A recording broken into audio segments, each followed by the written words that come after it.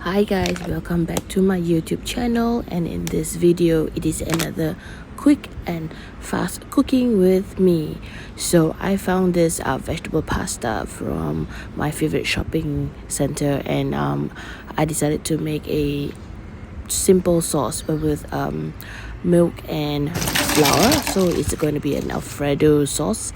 The pasta this time around is made of beet, carrot, and original flavor. I guess it was quite simple. And for my sides, I have this First Pride SG plant-based products. There's popcorn bites, crispy strips, spicy nuggets, as well as the normal nuggets. Oh my goodness, taking the bite out of it, it's like so meaty. It reminds me of meat, but in my mind I know that it is not.